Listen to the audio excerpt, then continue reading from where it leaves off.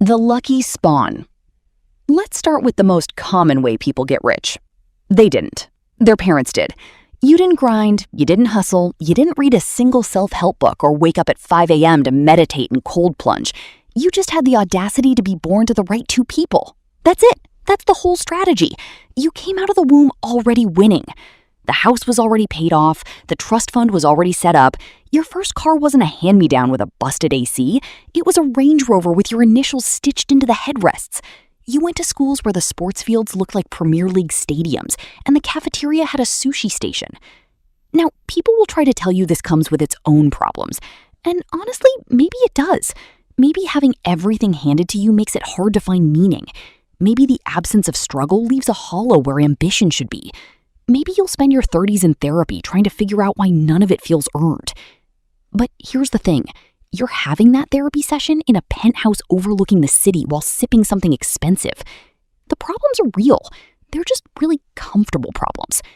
And if someone tries to make you feel guilty about it, just nod sympathetically, say you're absolutely right, then fly business class back to your second home and think about it never. The slow burner. This one's not sexy. There's no viral moment, no overnight flip, no "I can't believe this actually worked" montage. It's just decades of quiet, boring, relentless discipline. And at the end of it, actual freedom. You graduate. Nothing special. Average grades, average university, average first job offer. You take it. You show up on time.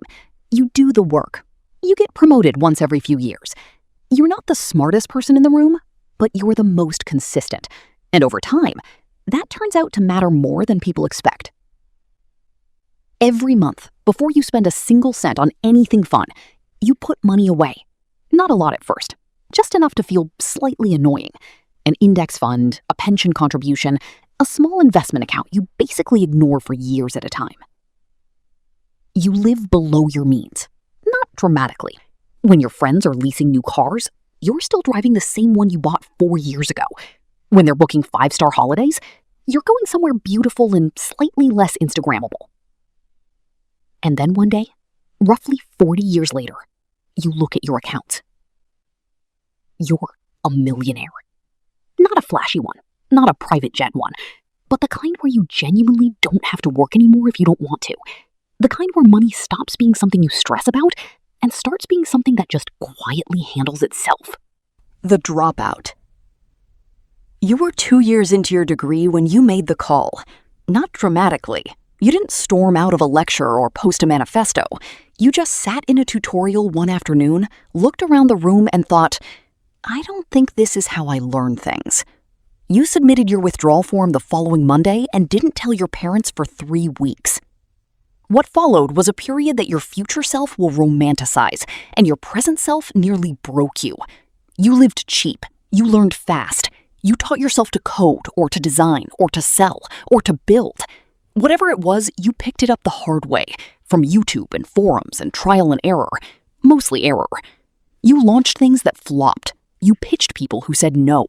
You ran out of money twice and figured it out both times. Then one idea hit differently. Maybe it was software. Maybe it was an agency. Maybe it was a product that solved a problem nobody had bothered to solve properly yet. Whatever it was, it grew. Slowly at first, then faster than you could manage. You hired your first person, then your 5th, then your 20th. The revenue numbers started having more digits than felt real. Eventually you sold it, or maybe you kept it. Either way, you got there. And when someone at a dinner party asks where you went to university, you smile and say you studied entrepreneurship. The real estate hacker. You didn't have a lot of money when you started. What you had was a slightly dangerous combination of stubbornness and a spreadsheet habit. Your first move was what people call house hacking. You bought a small property, lived in one room, and rented out the rest. Not glamorous. Your tenants were a rotating cast of characters, including a guy who made soup at 2 a.m. and someone whose freelance work you wisely chose not to investigate. But the rent they paid covered your mortgage, which meant you were essentially living for free while someone else paid down your asset. You did it again and again. Each property funded the next. Each rent payment chipped away at debt and built equity you could borrow against to buy the next one. You didn't need to be rich to start. You just needed to understand the maths well enough to make the first move and be stubborn enough to figure out the rest as you went. Fast forward and you own a portfolio. Not a huge one, maybe 10 or 15 properties. But 10 properties with $1,000 a month net income each is $10,000 a month, every month, without you doing much of anything, because by now you've got a property manager handling the 2 a.m. soup complaints. It wasn't fast, but it compounded, and now money arrives in your account while you sleep, which, when you really think about it, is the whole point. The one-piece wonder. You made one thing. One video, one song, one product. One piece of content that landed at exactly the right moment with exactly the right people and proceeded to circulate the internet for months without your permission or your involvement. You didn't expect it. You posted it like you posted everything else, with moderate hope and low expectations. Then you woke up the next morning to a number of notifications your phone was not designed to handle. For some people, it's a song, a catchy, slightly absurd 3-minute earworm that gets licensed, remixed, used in commercials, covered by other artists, and quietly generates royalty checks years after everyone's moved on to the next thing.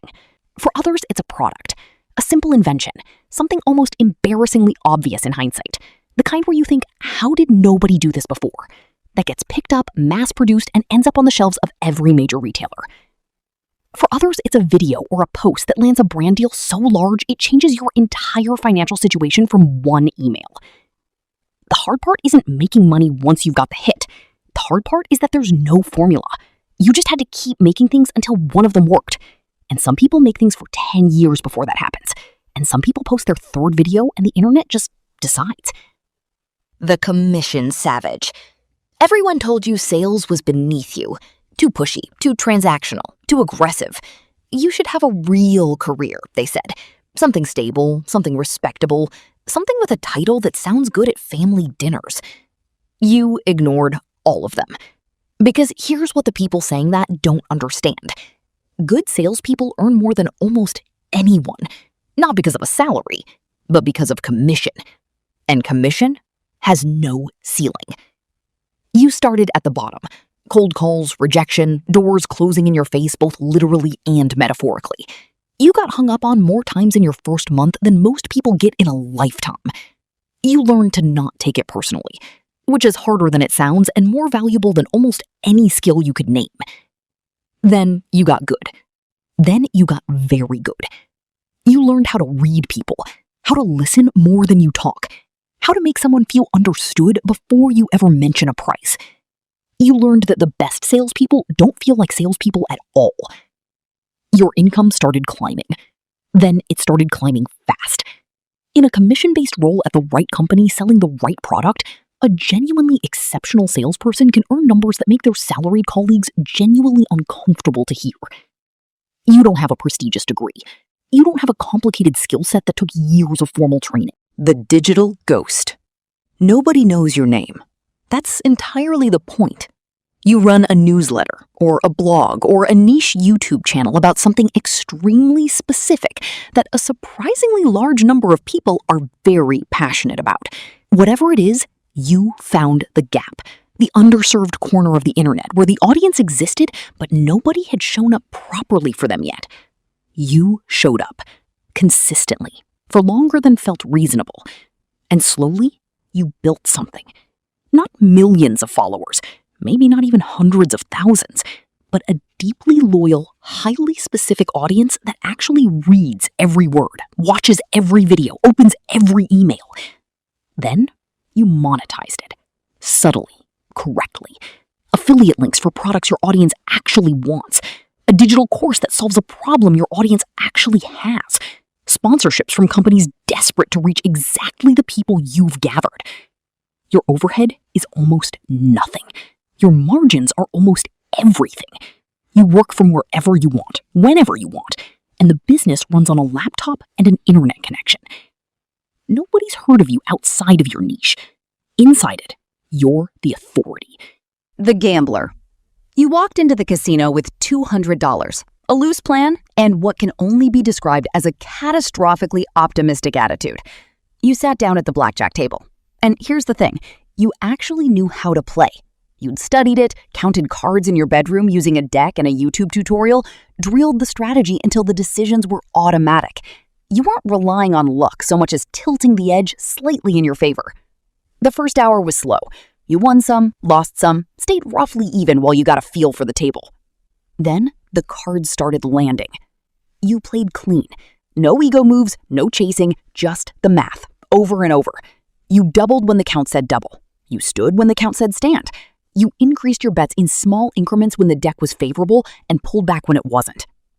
By midnight, your 200 was 4,000. By 2 in the morning, it was 18. You cashed out, you walked. You did not go back and bet it all on one last hand, which is the part of this story that separates it from every other gambling story that ends with someone crying in a car park. The money went straight into something boring, an index fund, a property deposit, something that didn't involve a pit boss watching you with narrowed eyes. Was it replicable? Almost certainly not. But you ask how people get rich, and sometimes the honest answer is they got lucky and had the sense to leave. The niche creator. You started the channel with a camera that was technically fine and a microphone that was technically not. The first 20 videos got about 40 views each, and 15 of those were you checking if the numbers had changed. They hadn't. You kept going anyway, which is the part most people don't do. You found your angle, not just another generic finance or fitness or motivation channel, but something specific, something that felt like yours. A specific format, a specific tone, a specific kind of person you were making it for, and you got better at it, week by week. Then the algorithm found you. The views started arriving, then the subscribers, then the brand deals. At first small, then larger, then embarrassingly large. You launched a product. Your audience bought it. You launched another. Same result. The channel is now a media company. It has sponsors, merchandise, a course, an email list, and a team of 3 people who help you run it. The revenue doesn't come from one place. It comes from 10, all of them triggered by the same original thing you built. You made content until it worked. Then you built everything else on top of it. The one of one. This is the simplest concept on the list and the hardest to execute. Get so good at something that the market has no choice but to pay you absurd amounts of money to do it. That's it. A surgeon who is genuinely one of the best in the world at a specific procedure earns more than most people will see in a lifetime, because the alternative, using someone less skilled, is not an option people are willing to accept when the stakes are high enough. The thing about being genuinely exceptional is that you stop competing on price entirely. You're not in the same category as average anymore. You're not competing. You're the only option. Now, here's the reality check. Getting there is not fast and not easy. It requires a specific kind of obsession.